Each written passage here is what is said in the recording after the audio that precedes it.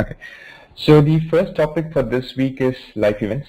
So we've seen last week that everything in benefits is controlled. Any enrollment opportunity that you need to get, right, is controlled using a life event, right? So we saw a new hire life event for a person, and then we saw that the person added her spouse, and the marriage event got triggered. The marriage event gives an opportunity to uh, change the elections or enroll his spouse into the plan, right? And so these things, if you see, your marriage event is related to your personal data change. So effectively what happened is the employee added a contact into the system, right? So employee added a contact into the system, which is, from the system perspective, the employee has changed some data, right? So what data has changed? So for the employee, the personal data has changed. Now a contact has been added into the system. Okay, so what exactly will change? That particular contact did not have a contact type which is defined, but now the contact type for that person or the relationship type for that person has been specified as spouse, right? So this particular data change has happened, right? So that is linked to your personal data change. So and then we saw a new hire event. So new hire event is nothing but, again, it's a data change, and in that case the data change is that the employee did not have a hire date before that, or now he has a new hire date in the system, right? So that particular data has changed.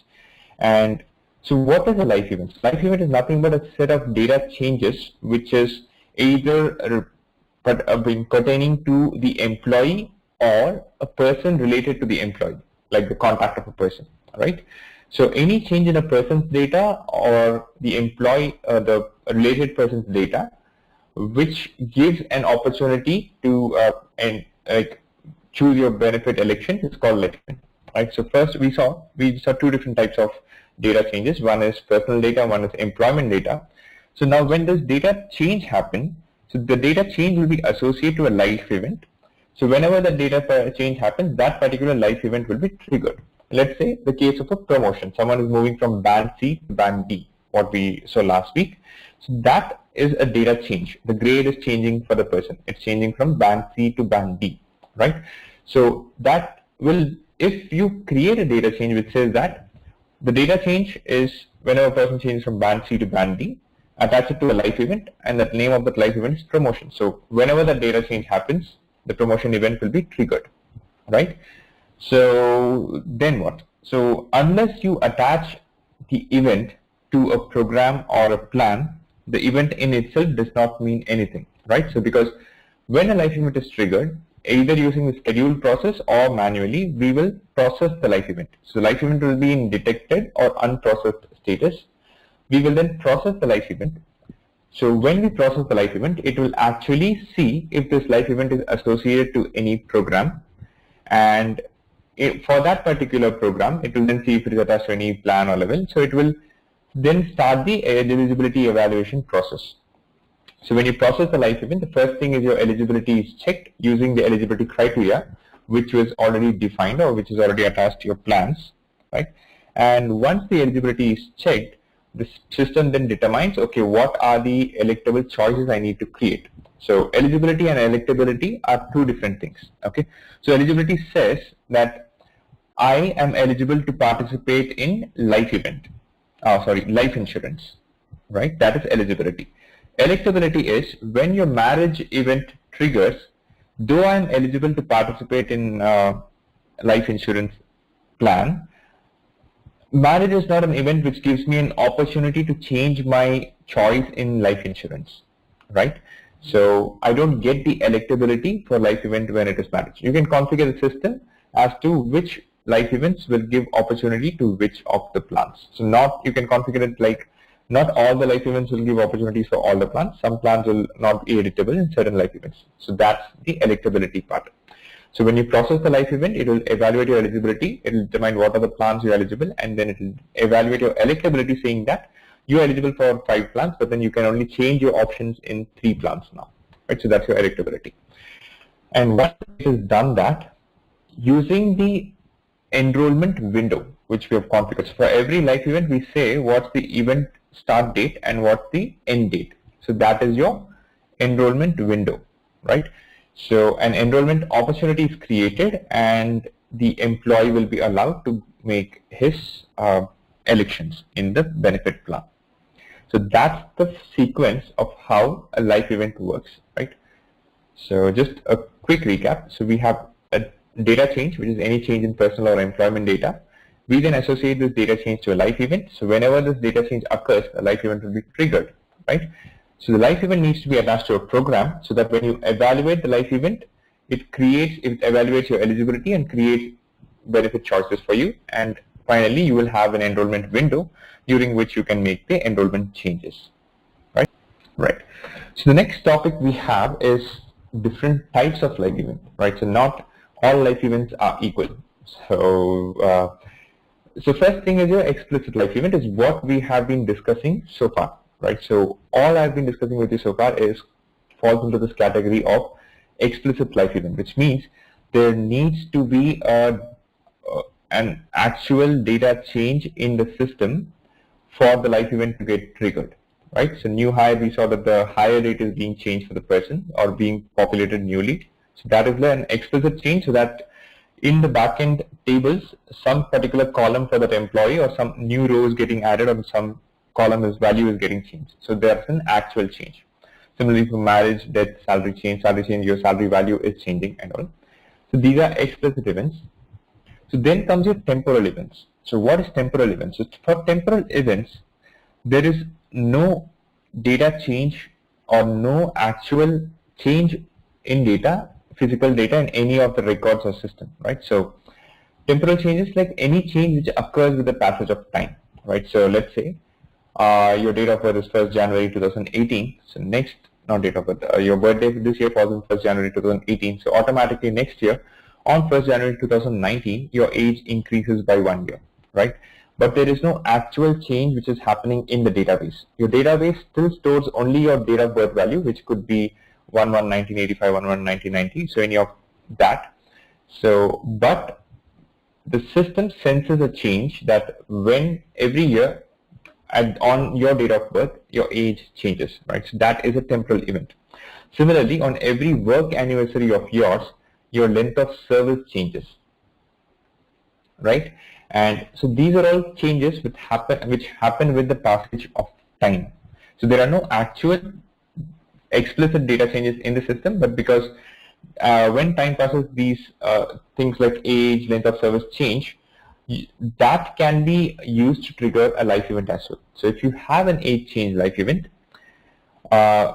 every birthday, your age change life event can be triggered. Now I'm saying it can be triggered and not will be triggered because there is a difference, right? So unless your age is impacting anything. So let's say because of your increase in age, your benefit rates are increasing, or because of your increase in age, your eligibility is dropping or eligibility is increasing. So unless there is a particular change which is linked to your age that is associated to the plan, an age change event will not get triggered. So let's say we saw the case last week that for someone who is age 50 and above, the rate for life insurance changes.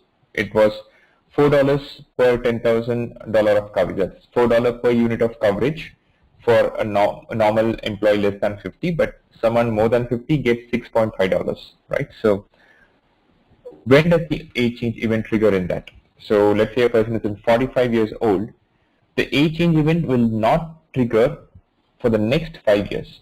It will only trigger on his 50th birthday, because on his 50th birthday there is something linked to the age which is causing a change to his benefits, right? So that is when your temporal event will get triggered. So that's why temporal event is not explicit. It's based on passage in time and based on any changes to your benefits, eligibility or electability, your temporal events get triggered.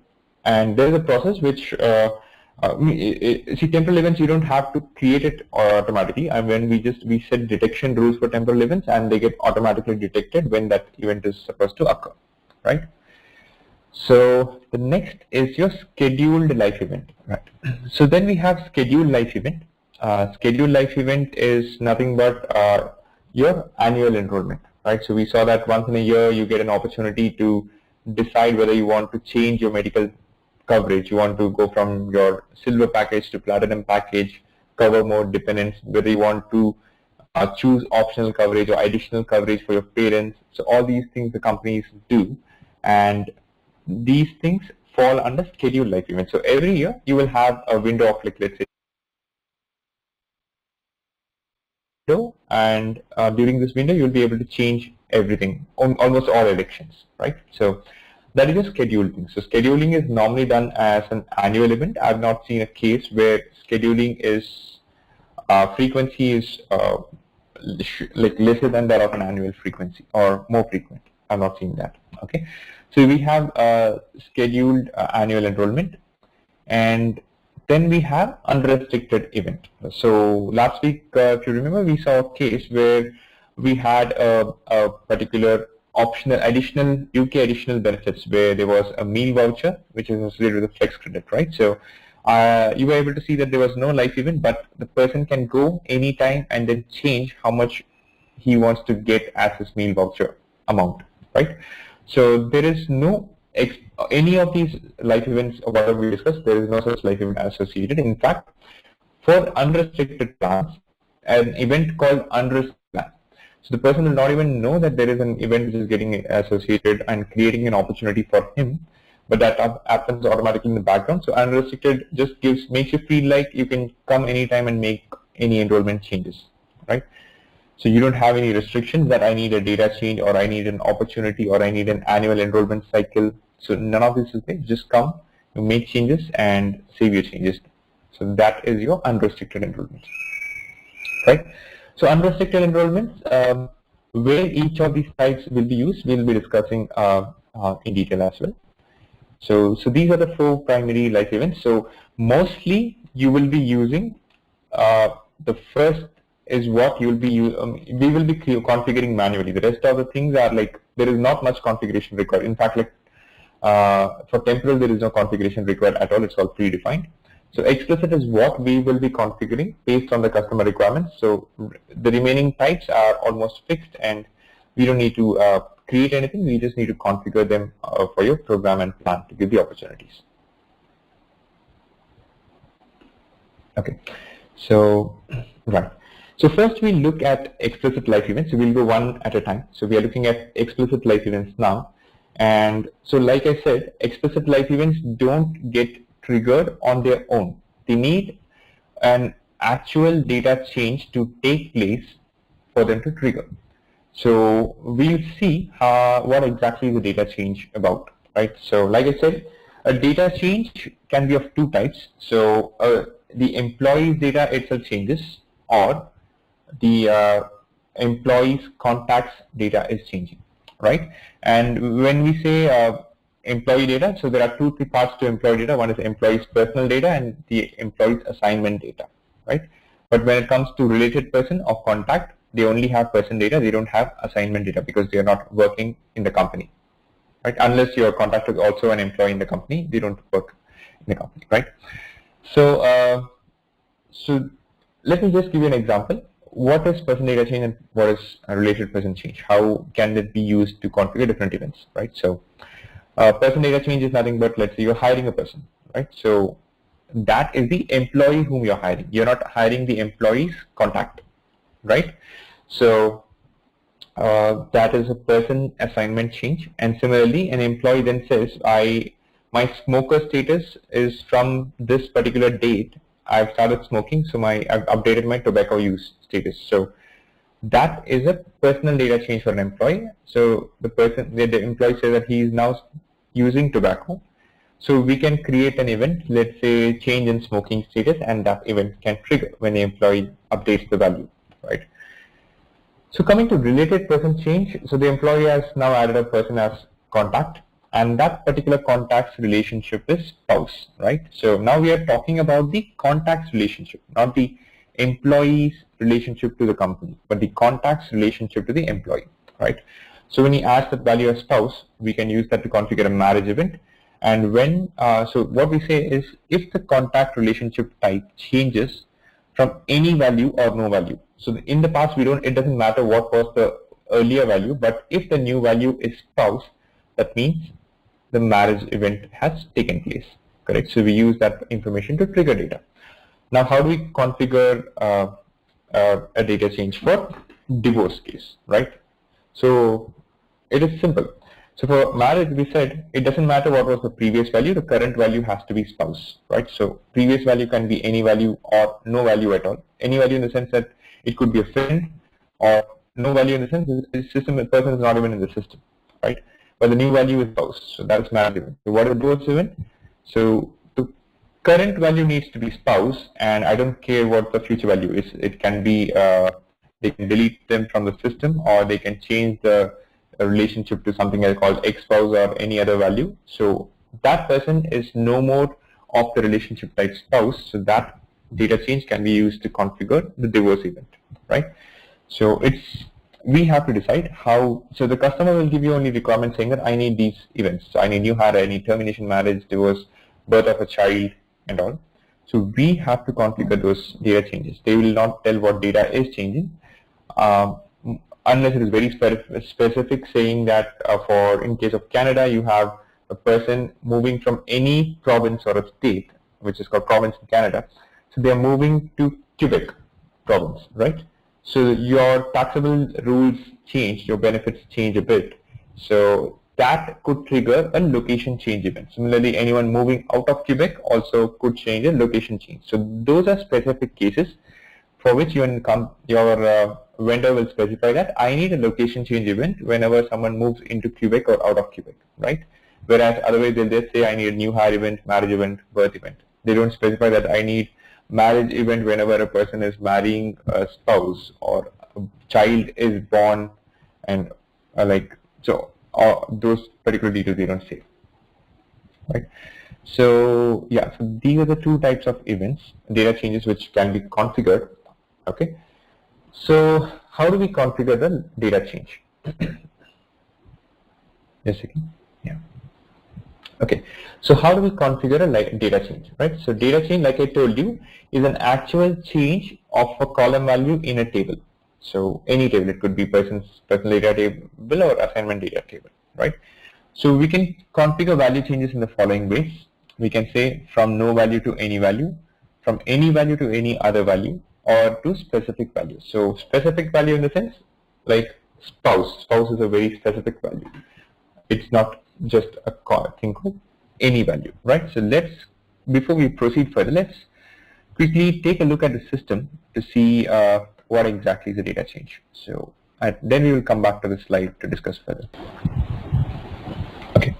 So last week we saw that eligibility was everything related to eligibility is under this section, right? So we saw benefits group, derived factors, user defined factors, eligibility profile. And now we are looking at managed life events. So if you see, we are going in this particular order. We saw general benefits, eligibility, now we see life events, then we will go to the actual plan and program, right? So now I have to configure data change for a life event. So anything related to life event, we go to manage benefit life events, right? So if you see, there are three rules. Life events, data changes, collapsing rules, right? So collapsing rules we will see a bit later. So before I define a life event, I need to create a data change, because the only life event I can configure is explicit, right? So I need to create an explicit data change. So like we discussed, data changes are of two types. One is person, one is related person, right? So let's see what's already available. Okay. Right. So you see there are 5 data changes: termination, gain dependent, location change, marriage, and new enrollment, right? So let's say new hire. We'll look at new hire first. So when I have to create a data change, see, this is when you open to create a data change, this is the page that opens. So you specify what's the name for your data change, anything which is logical, right? So in this case, I've specified the name as new hire enrollment, right? And see, to configure a data change, you need to know the table structures in HCM, right? So unless you know the table structures in HCM, it will be difficult for you to create a data change, because this is what it's going to show. Right? See, the name is explanatory, but still, what you will get it with practice. Saying when you're working on core HR modules and this thing, so you get to know what are the records which would be associated with which data, right? So I can give you a couple of employees. So what is anything which is related to a person starts with PER, right? So anything related to compensation starts with CMP. Anything which is benefits, it is BEN, right? So if you see in the name is almost explanatory, it says Ben Elig dependent, which means it's going to be your dependent eligibility related table, right? Ben eligibility covered dependent, right? So you've already covered that dependent. Similarly, you have benefits person, benefits balance, right? The benefit balance for the person is stored there. And we have per all assignments. M is your person assignments. All assignments of that particular person is going to be stored here. And similarly, per all people. F is like any person in the system, employee, contact, or anything. They're all people to you, right? So all people information is stored in this table. So that's what it is. So now we are looking at a table called per periods of service, which is the periods of service information for the particular person, right? So every person's period of service information. So when I say period of service, that's your hire to termination, right? So how much service you have with a particular employer. So I am saying that I will be looking, I need data which is available in periods of service table, and what particular data am I interested in, and I am interested in date start. So date start is the start date. So columns is where it becomes a bit difficult, so you need to know what you're looking at exactly, right? So we are looking at date start. So I've selected date start here, and what exactly am I looking at? So if you see, it asks you what is the change you need, old value, new value. So what is it? It is any value or no value. Similarly, you have like things like any value or no value. So